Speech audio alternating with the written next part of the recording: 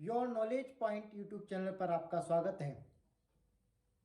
इस चैनल पर हम आपके लिए अलग अलग नॉलेज वाली वीडियोज लेकर आते हैं और इसी कड़ी में आज के वीडियो में हम लेकर आए हैं लता मंगेशकर जी की जीवनी। देखा जाए तो एक महान व्यक्तित्व को कुछ घंटों या कुछ मिनटों के वीडियो में पिरोना बहुत मुश्किल काम होता है, लेकिन फिर भी हमने कोशिश की है और उम्मीद करते हैं कि इस वीडियो में आपको लता जी के जीवन के बारे में बहुत कुछ जानकारी मिल सकेगी।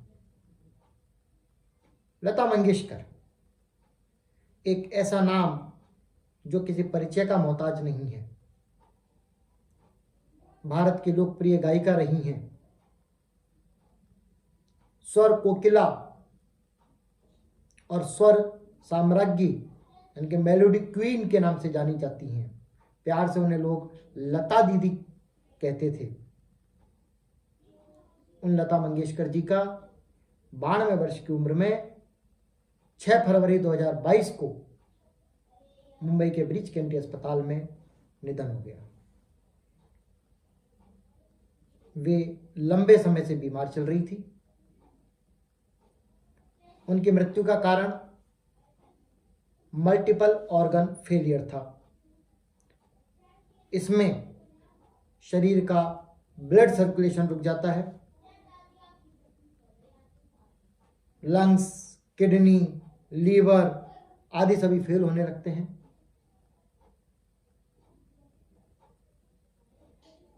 फरवरी 2022 को देश ने एक महान गायिका को खो दिया था। उनके निधन पर मध्य प्रदेश सरकार ने इंदौर में संगीत एकेडमी और संग्रहालय की स्थापना करने की घोषणा की है और साथ ही उनके नाम पर लता मंगेशकर पुरस्कार दिए जाने की भी घोषणा की है। लता जी के बचपन की बात करें तो उनका बचपन बड़ा संघर्ष में रहा है। 28 सितंबर 1929 को मध्य प्रदेश के इंदौर में एक मध्यम वर्गीय मराठी परिवार में, एक मिडिल क्लास फैमिली में उनका जन्म हुआ था और उनकी परवरिश महाराष्ट्र में हुई थी। बचपन में उनका नाम हेमा मंगेशकर था, लेकिन 5 साल की उम्र में उनके पिताजी ने उनका नाम बदलकर लता मंगेशकर कर दिया। लता नाम उन्हें अपने एक नाटक में लतिका के नाम से एक भूमिका थी, लतिका उन्हें पसंद आया और उस लतिका के नाम के आधार पर उन्होंने हेमा मंगेशकर का नाम बदलकर लता मंगेशकर कर दिया। लता जी के पिता का नाम पंडित दीनानाथ मंगेशकर था। वे शास्त्रीय गायक भी थे और रंगमंच के कलाकार भी थे। उनकी अपनी एक नाटक कंपनी भी थी।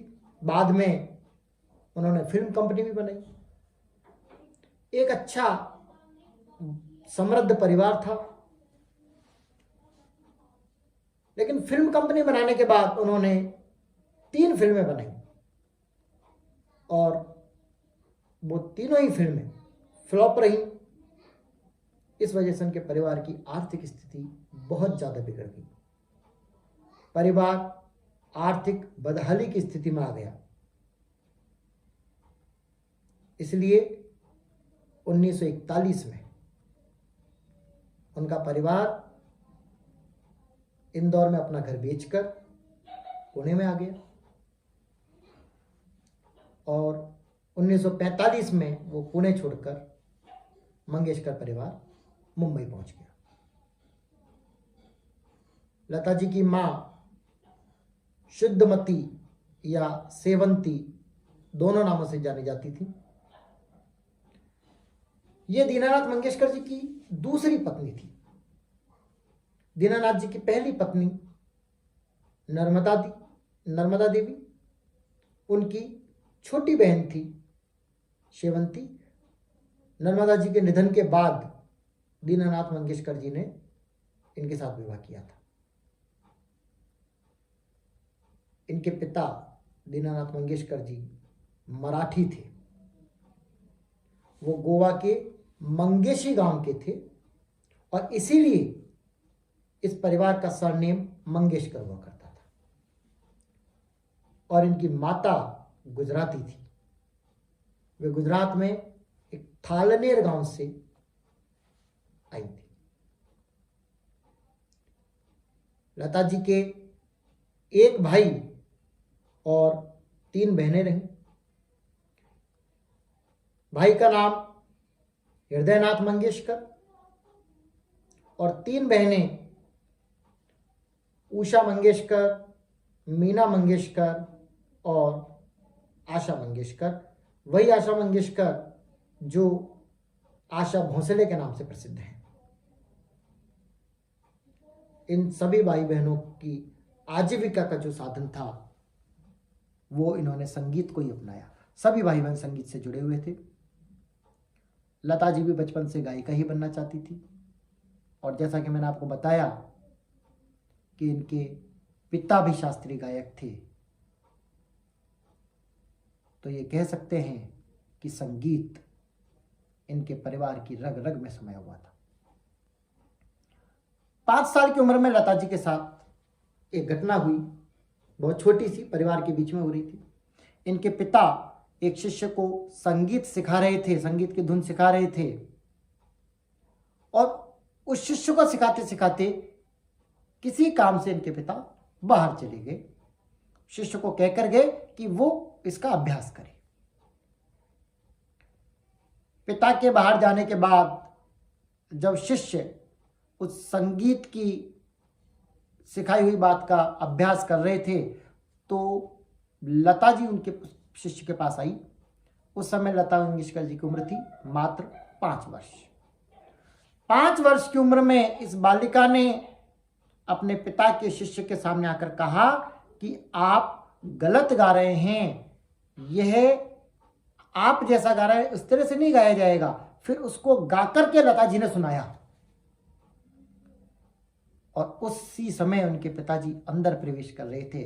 उन्होंने अपनी 5 साल की बेटी को बिल्कुल शुद्ध लय ताल में गाते हुए सुना तो वो आश्चर्यचकित रह गए। उन्होंने कहा कि गायन का हीरा तो मेरे घर में बैठा हुआ है। और उसके बाद अपने पिता के सानिध्य में लता जी की संगीत की शिक्षा दीक्षा प्रारंभ हुई। पहली बार लता जी ने बसंत जोगलेकर द्वारा निर्देशित फिल्म कीर्ति हसाल के लिए गाया और गाने के बोल थे कितना हंसोगे। लेकिन कुछ वजहों से बाद में फिल्म में से इस गाने को हटा दिया गया। वजह क्या थी इसके बारे में अलग अलग बातें हैं और उनमें एक कारण यह भी बताया जाता है कि इनके पिताजी को लता जी का फिल्मों में गाना पसंद नहीं था, इसलिए उस समय इनके पिताजी की इच्छा के कारण इस फिल्म में से इस गाने को हटाया गया। लेकिन जो भी हो, इस फिल्म के निर्देशक बसंत जोगलेकर जी लता मंगेशकर जी की प्रतिभा से बहुत ज्यादा प्रभावित हुए।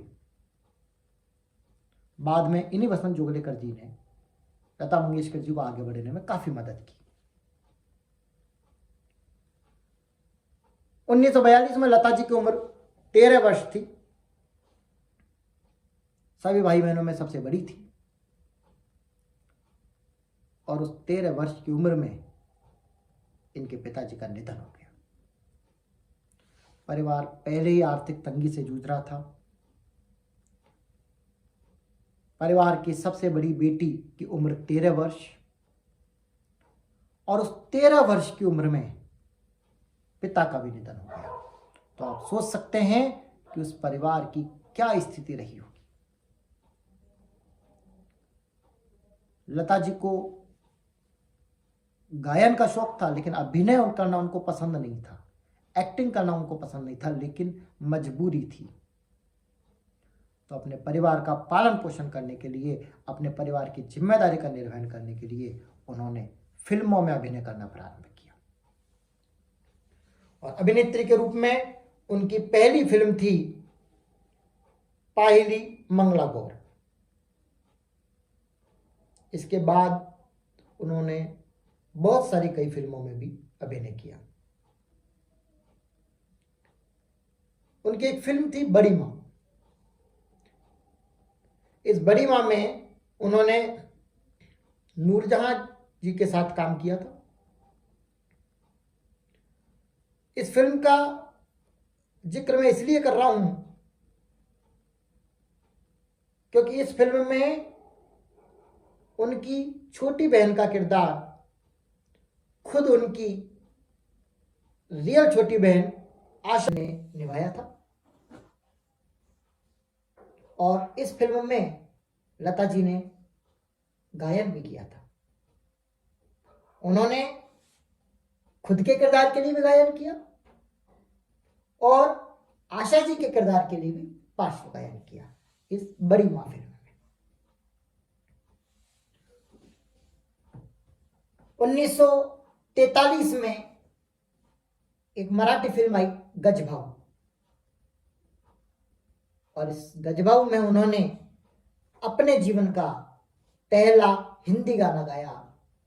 उस गाने के बोल थे, भारत माता के सपूत की दुनिया बदल दे तू। ये लता मंगेशकर जी का गाया हुआ पहला हिंदी गाना था। वसंत जोगलेकर जी आपको याद होंगे, वही वसंत जोगलेकर जी जिनके द्वारा निर्देशित फिल्म कीर्ति हसाल के लिए लता जी ने सबसे पहले गाया था। और गाने के बोल थे, कितना हंसोगे। इस गाने को बाद में फिल्म से निकाल दिया गया था। उन वसंत जोगलेकर जी ने 1947 में अपनी फिल्म, उनकी फिल्म का नाम था आपकी सेवा। तो बसंत जी ने अपनी इस आपकी सेवा नाम की फिल्म में लता जी को गाने का मौका दिया। और इस फिल्म में गायन करने के बाद से, यानी कि 1947 में 18 साल की उम्र से लता जी को गायन के क्षेत्र में एक पहचान मिलना प्रारंभ हो गई। लोग उन्हें पहचानने लग गए एक गायिका के रूप में। लेकिन फिर भी अभी बहुत कुछ बाकी था। लता जी उस मुकाम तक नहीं पहुंची थी जहां उन्हें पहुंचना चाहिए था। यह सिर्फ एक शुरुआत थी। और इस शुरुआत के 2 वर्ष बाद सन 1949 में लता मंगेशकर जी को अपने जीवन का सबसे बड़ा ब्रेक मिला। ये एक ऐसा मौका था जिसने लता मंगेशकर जी की दुनिया बदल दी, उनको गायिका के रूप में प्रसिद्ध कर दिया। 1949 में फिल्म आई थी महल, और इस फिल्म में लता जी ने गाया था गीत आएगा आने वाला, या यूं कहें कि आएगा आने वाला गीत के साथ ही लता जी भी आ गईं अपने गायन के क्षेत्र में प्रसिद्ध होने के लिए।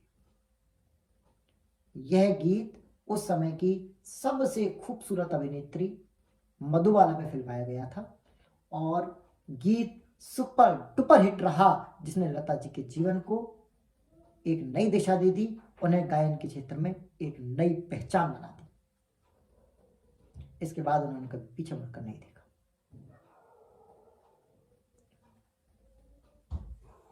लता जी अपने जीवन का गॉडफादर, अपने संगीत के गॉडफादर गुलाम हैदर जी को मानती थी।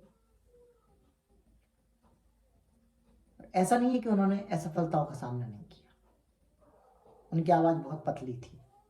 तो कई बार ऐसा भी हुआ कि अपनी उस पतली आवाज के कारण, उस पतली आवाज की वजह से लता जी को रिजेक्ट होना पड़ा। लेकिन फिर भी वो शिद्दत से लगातार गाती रही और इस गायन के क्षेत्र में आगे बढ़ते बढ़ते उन्होंने बहुत सारी उपलब्धि हासिल की। उन्होंने 20 से ज्यादा भाषाओं में 30,000 से अधिक गाने गाए हैं। गानों की संख्या पर, 30,000 के आंकड़े पर अलग अलग बातें हैं, अलग अलग आंकड़े उपलब्ध हैं। लेकिन 1974 में लता जी का नाम Guinness book of world record में दर्ज किया गया था और उस गिनीज ऑफ वर्ल्ड रिकॉर्ड के अनुसार 1974 तक लता जी ने लगभग 20 भाषाओं में 25,000 गाने गाए थे। इसके बाद फिर से 1991 में Guinness book of world record ने फिर लता जी का नाम अपनी बुक में दर्ज किया और उस रिकॉर्ड के अनुसार लता जी ने 1987 तक 30,000 गाने गाए थे। हालांकि बाद में गिनीज बुक ने बिना कोई सफाई दिए, बिना कोई कारण बताए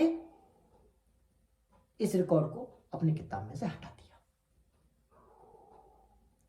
लेकिन 1974 तक 25,000 गाने का विश्व record Guinness book of world record में दर्ज है। लता जी ने वास्तव में कितने गाने गाए ये खुद उन्हें भी नहीं पता था। उन्होंने एक इंटरव्यू में कहा था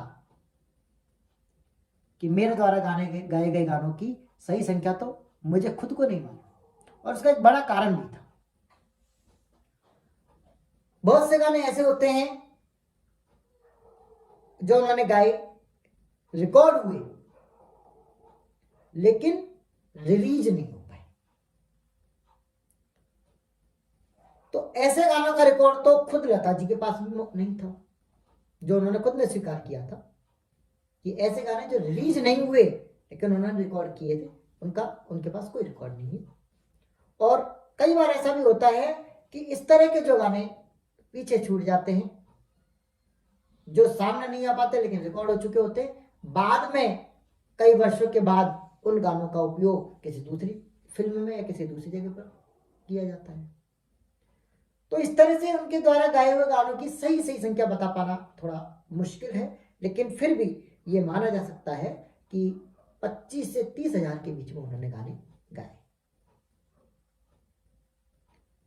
लता जी को सन 1960 में लंदन के मशहूर अल्बर्ट हॉल में गाने का भी गौरव प्राप्त है।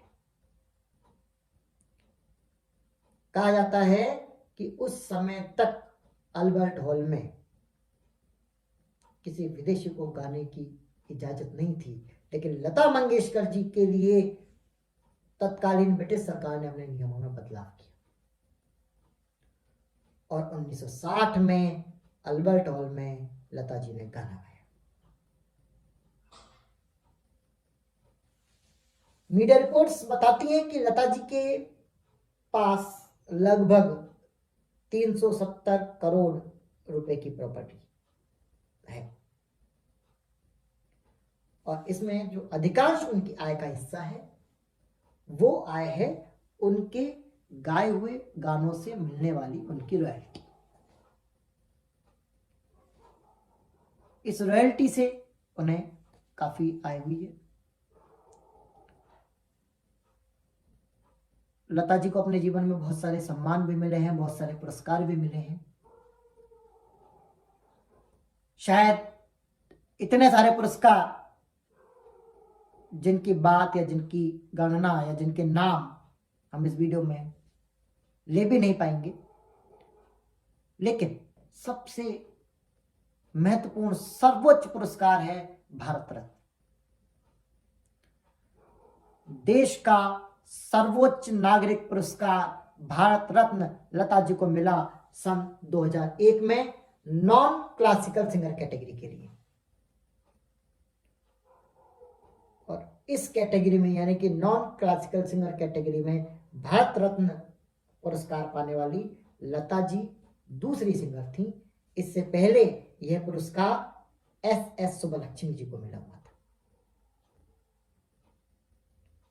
और एक बात, लता जी एकमात्र ऐसी जीवित व्यक्ति रही हैं जिनके नाम से पुरस्कार दिए जाते हैं। सामान्य रूप से निधन के बाद उनके नाम से पुरस्कार दिए जाने का प्रचलन है, लेकिन लता जी के जीवित रहते हुए उनके नाम से पुरस्कार दिया जाता है।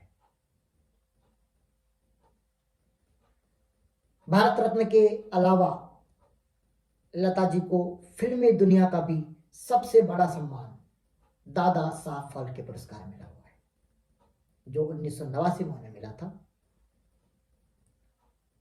इसके अलावा पद्म भूषण 1969 में और पद्म विभूषण 1999 में लता मंगेशकर जी को मिला है। और भी बहुत सारे फिल्म फेयर पुरस्कार, अलग अलग कैटेगरीज में अलग अलग तरह के फिल्मों के पुरस्कार उन्हें मिले हुए हैं।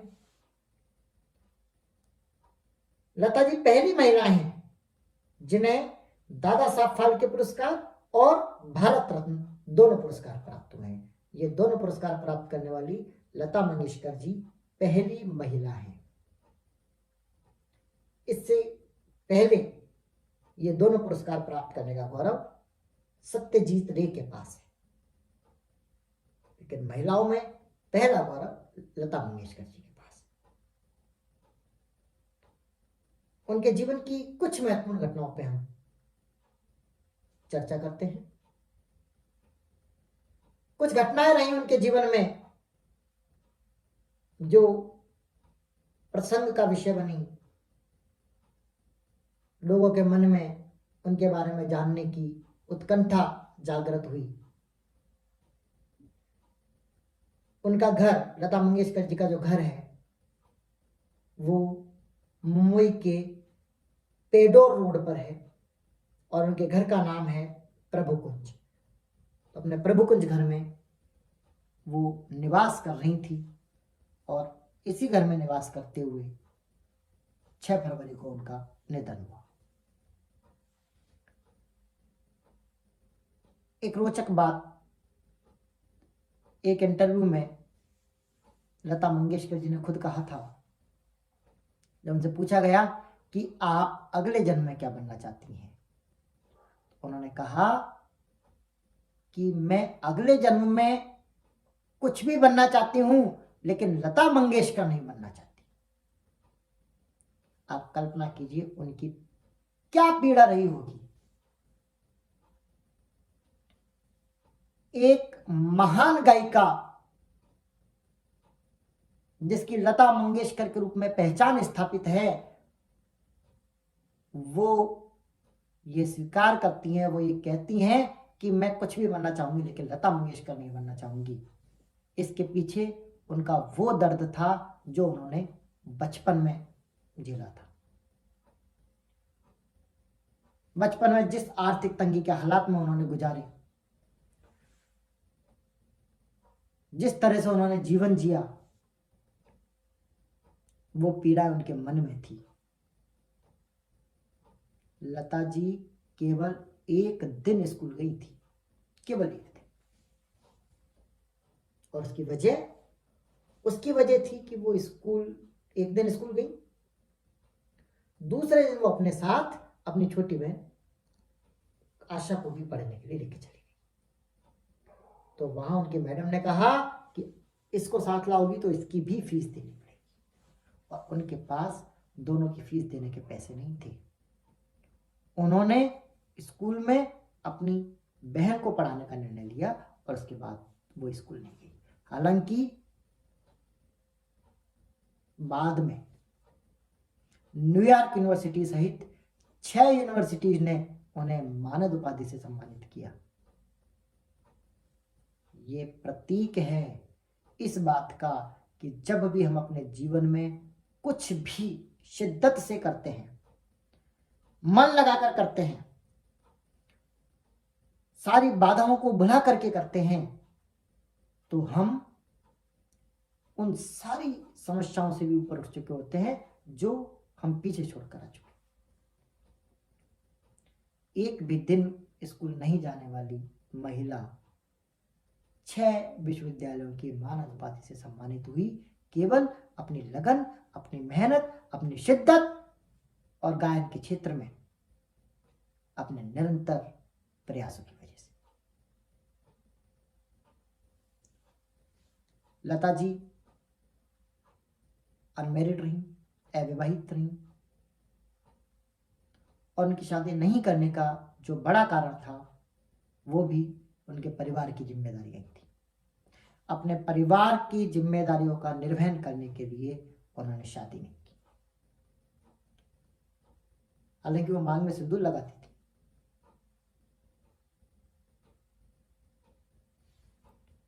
उनसे पूछा गया कि आप अविवाहित हैं और फिर भी मांग में सिंदूर लगाती हैं, क्यों?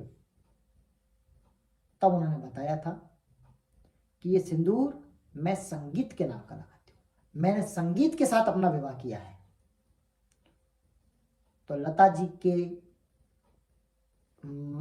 सिर में लगने वाला सिंदूर संगीत के नाम का सिंदूर था। वो संगीत को अपना भगवान मानती थी, पूजा करती थी, और इसीलिए वे जब भी गाती थी नंगे पैर गाती थी। जिस स्टूडियो में, जिस कमरे में, जहां वे गाती थी, अपनी चप्पल उसके बाहर खोलकर आती थी और बाहर से नंगे पैर उस कमरे में आकर के फिर वो गाती थी। ये संगीत के प्रति उनका सम्मान था। वो कभी खुद के गाने नहीं सुनती थी। उन्होंने जो गाना गा दिया, उनकी कोशिश रहती थी कि वो अपने गाए हुए गाने ना सुने। इसके बारे में उन्होंने बताया कि जब भी मैं मेरे गाने सुनती हूं तो मुझे उन गानों में हमेशा कमी महसूस होती है। मुझे लगता है कि मैं इससे भी अच्छा गा सकती थी, इससे भी अच्छा कुछ कर सकती थी। देखिए शिद्दत को। इसलिए वो अपने गाए हुए गाने सुनना पसंद नहीं करती थी।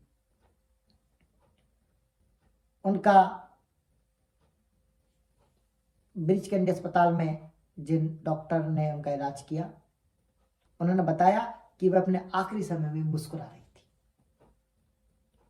उन्होंने अस्पताल में ईयरफोन्स मंगवाए थे और उन ईयरफोन्स पर वो अपने पिता के गाए हुए गानों को सुन रही थी, अपने आखिरी समय में अस्पताल में आईसीयू में भर्ती रहते हुए। सचिन तेंदुलकर जी, महान क्रिकेटर,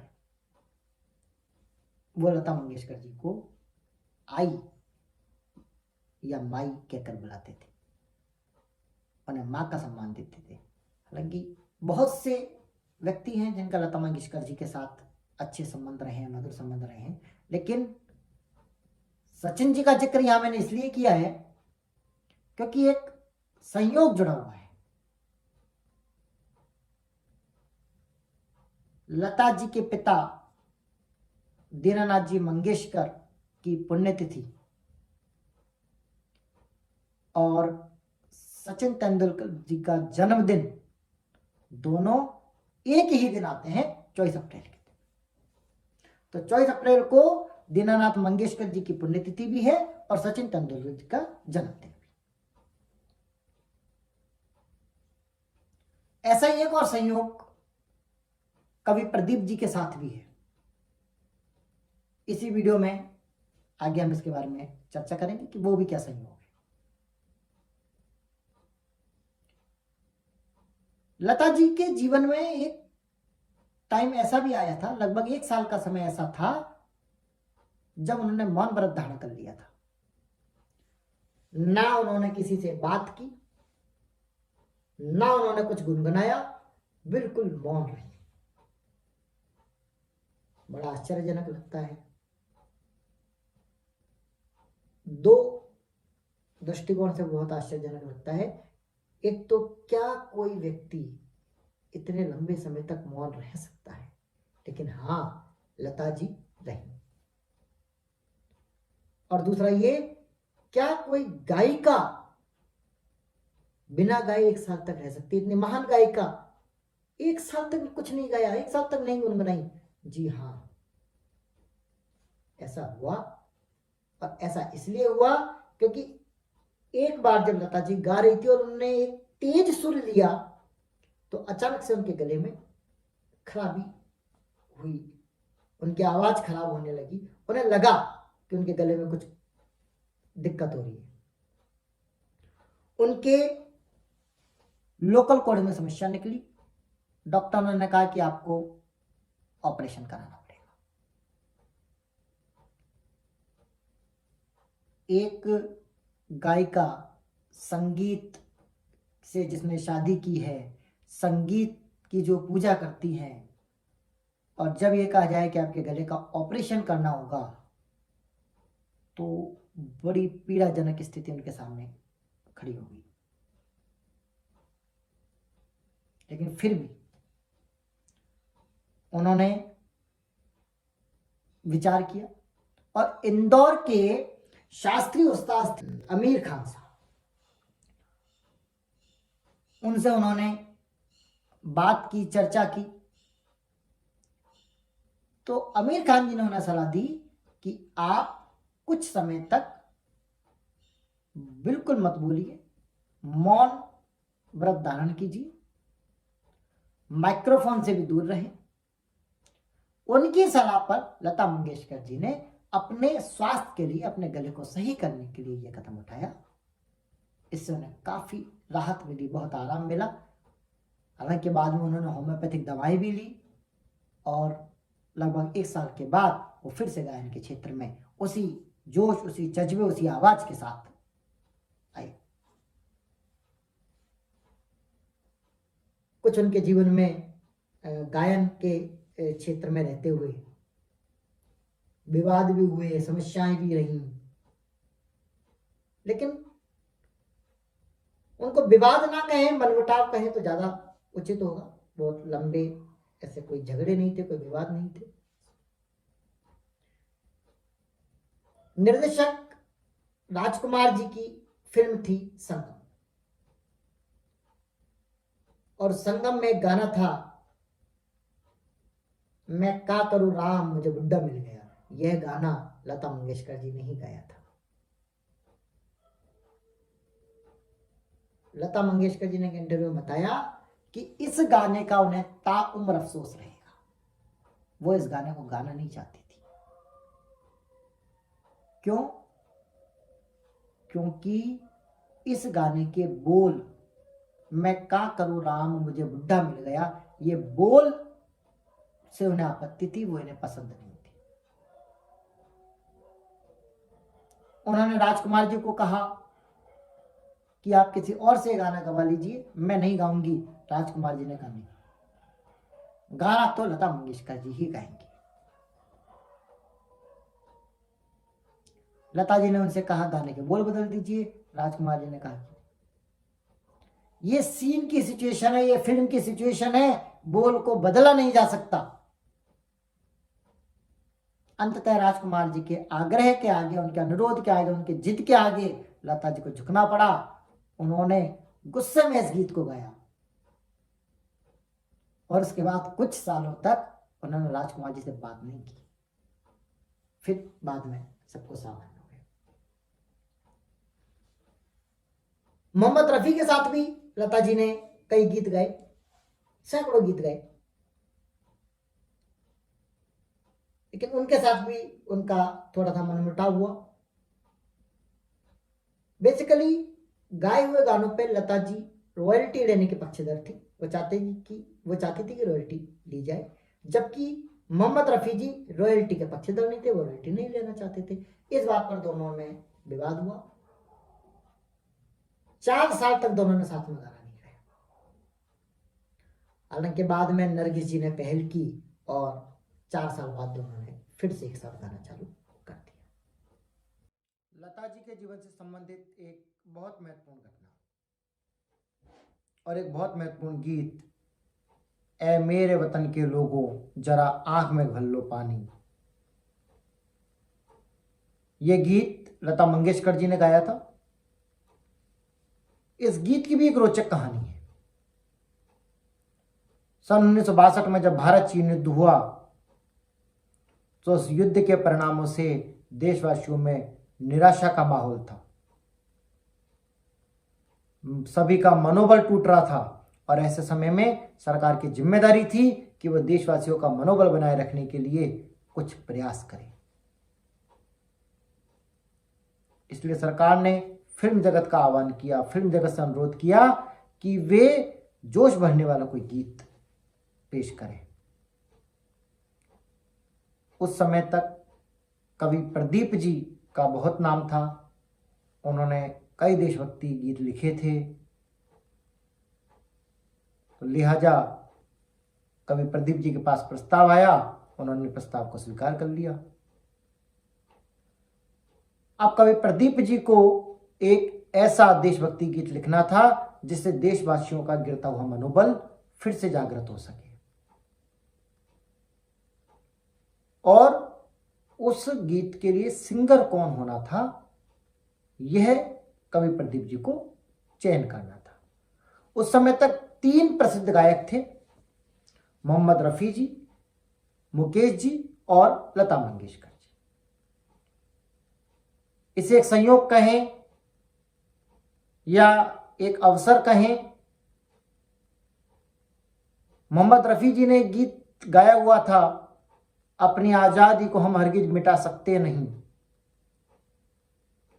और मुकेश जी ने भी एक गीत गाया हुआ था जिसे देश में गंगा बहती है।